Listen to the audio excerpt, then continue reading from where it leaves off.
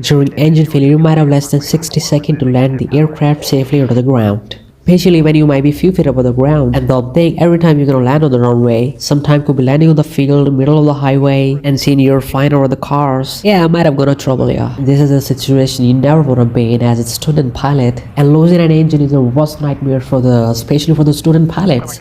And you should better know if you fly in a solo what to do, because you might have less than 1 minute to survive. And as you know, the split-second decision could be a decision between life and death. Like this student pilot was completing a solo cross-country flight when he started feeling engine problem, and that's not a good sign. RPM dropped suddenly. And I know nobody wanna be in that situation. He said he started getting panic or almost took 10 seconds to get over that startle effect. Believe me, nervousness, panicking doesn't gonna help you at all. Overall, he does a really good job maintaining the aircraft controls and keeping the aircraft coordinated. And as you know, one of the most important rule of aviation is aviate, navigate, and then communicate. That means maintaining the aircraft controls and finding the best place to land. Could be a road, empty field, ideally a runway, taxiways, and last thing you need to do, that's to communicate. Talk on a radio, declare a mayday or pan call, and ask for further assistance. And he's doing the same way. He makes a radio call to the tower to let them know the nature of emergency and what else going on there. Unfortunately, he's too far from the airport to make it back. So next thing he's doing is searching an empty field or suitable place to land. He adjusting his trim wheel, stretching his glide. Overall, he's doing a great job. So probably if you do like he does and you're lucky, you're probably gonna survive.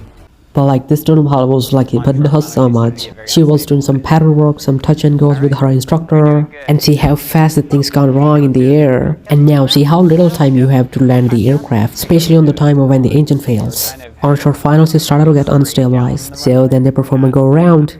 During climbing away from the runway, engines start to sputter. What is going on What's here? happening? I don't know. On you? Your controls. Summer County traffic, 121 uniform Charlie, mayday, we're going to be landing on runway 4, we're losing engine power.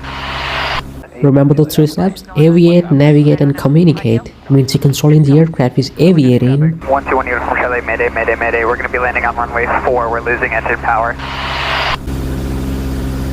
Summer County traffic, 121 uniform Charlie is going to be landing on runway 4, we're turning final runway 4, come on. Clear traffic, 176 Mike Echo, breaking off the pattern. Runway's clear.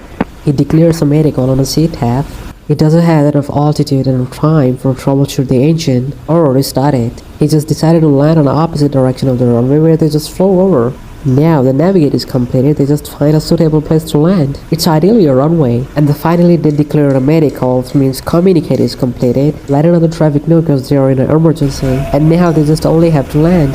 In less than 60 seconds they were able to safely land the aircraft. Nice. Okay, we're on the ground. Nice. Oh, thank you, Jesus.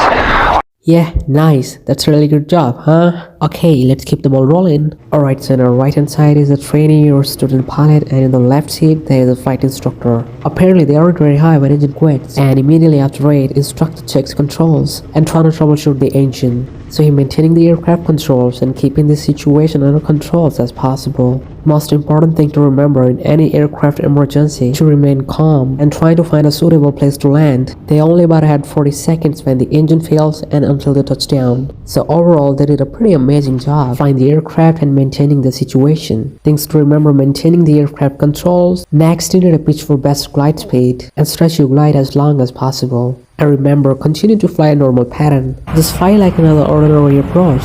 And don't worry, it doesn't gonna fall immediately. So, take it easy. And this is probably the scariest thing I have ever seen. Another pilot lost his engine, and he tried to land in the hive in the middle of the mountain in North Carolina. And you're probably thinking the biggest threat is a car that is coming from of him. Yeah, maybe, but biggest threat is the power lines, which is biggest threat for him. So he's doing a pretty good job keeping the aircraft center of the highway. However, he's avoiding the traffic at the same time. And look at that little sharp turn, barely you can see what is up ahead. And because of the power line, if he just landed a few seconds earlier or later, he probably would have died, but he was lucky that he survived. And if you want to see what happened when an airline captain dies shortly after takeoff, be sure to check out this video on the channel, and I'll see you there. See ya.